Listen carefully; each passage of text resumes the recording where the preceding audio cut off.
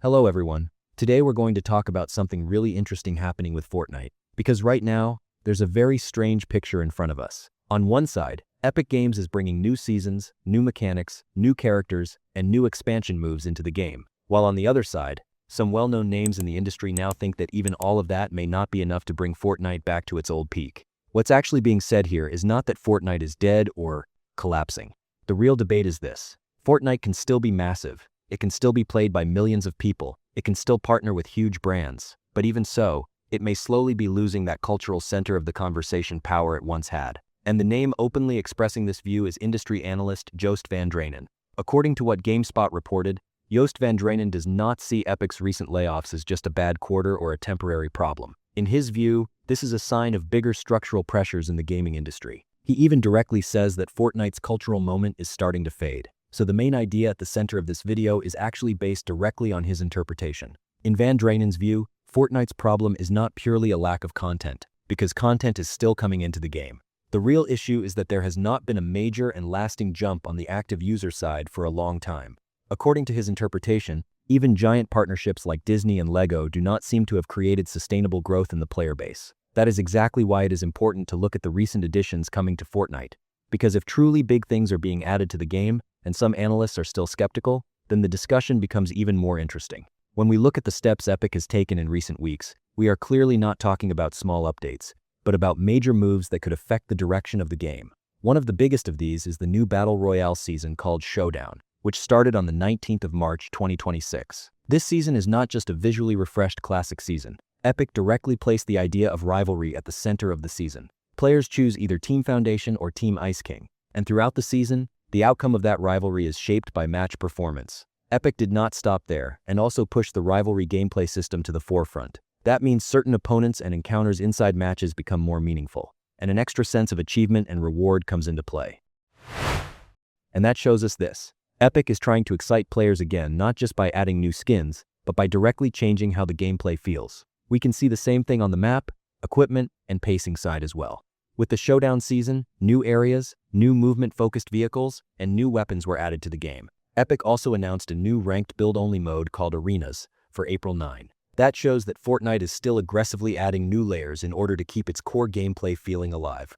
The character and cosmetic side is not empty either. Names like Exalted Ice King, The Order Reforged, Elite Jules, and Bugs Bunny are directly among the standout faces of the season. On top of that, rewards connected to names like Jon Snow, the Night King, Daffy, and Lola Bunny show that the game is still very strong on the pop culture side. Fortnite has not lost its character pull yet. There was also an important move on the mobile side, because Fortnite recently returned worldwide to Google Play. That matters a lot, because mobile access could create one of the biggest new growth channels for Fortnite.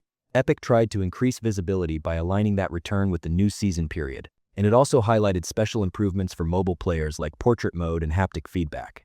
I think one of the even more important points happened on the UEFN and creative side. By opening Star Wars-themed creative tools to developers, Epic started giving players not just the chance to consume content, but also the chance to build their own experiences. And the issue here is not just a new collaboration. Epic is actually looking for Fortnite's future in experiences created by the community. That is also part of the big transformation Fortnite has been trying to maintain for years. In other words, Fortnite no longer wants to be just a place where people play Battle Royale. At the same time, it wants to be a platform, a digital gaming hub, and a space where players build their own mini-universes. And on paper, that vision really does look very strong. On top of that, there is also the move to make Save the World more accessible. So Epic is not only trying to retain its current players, it is also trying to draw more players into the different layers of the Fortnite brand. And that tells us this: Epic still believes in the possibility of growth, and it is opening new entry points to pursue that. But right here is where Joost van Dreunen's view becomes important again. Because what he is saying is this: yes, Epic is doing big things. Yes, new features are coming to Fortnite. Yes, brand collaborations are continuing. But all of that may no longer be enough to bring the game back to its old cultural peak. In other words, there is innovation, but it may no longer create the same scale of comeback effect it once did. One reason this view is getting so much attention is that Epic's own statements partially support the picture. Tim Sweeney is not directly saying, Fortnite can't stay on top anymore. But in Epic's official statement dated the 24th of March, 2026, it is clearly said that the drop in Fortnite engagement began in 2025 and that the company was spending more than it was bringing in. In that same statement, The company also talks about a cost-saving target of more than $500 million. So Tim Sweeney is not the analyst voice on this topic, but he is still at the center of the company data that strengthens the debate. Because on one side, new content keeps coming into the game, while on the other side, the company is directly acknowledging declining engagement and financial pressure. And that makes it easier to understand why people like Joost van Dreunen are speaking in a more pessimistic way. Another industry name that stood out during this period was former Valve writer Chet Falashek. Falashek's approach is a little different from Joost van Dreunen's. He focuses more on criticizing Tim Sweeney and Epic management harshly because of the layoffs. In other words, his focus is less on the sentence, "Fortnite is losing its cultural peak," and more on the question, how did Epic manage this period? Even so, those criticisms still show how much pressure the company is under in terms of outside perception. There is also the emotional and public-facing side of this whole situation. The layoff process caused even harsher reactions toward Tim Sweeney, especially after it came out that an employee dealing with serious health issues had also been affected. That made the general atmosphere around Fortnite and Epic feel even heavier. So right now, the discussion is not just about game content, but also about the direction of the company and its reputation. I think the most important thing all of this tells us is this: Fortnite's problem today may not be a lack of content, but saturation. Because Epic is bringing a new season, new rivalry mechanics, a mobile return, growth on the user-generated side, and huge collaborations. But it is incredibly difficult for a game to hold on to the cultural peak it once reached forever.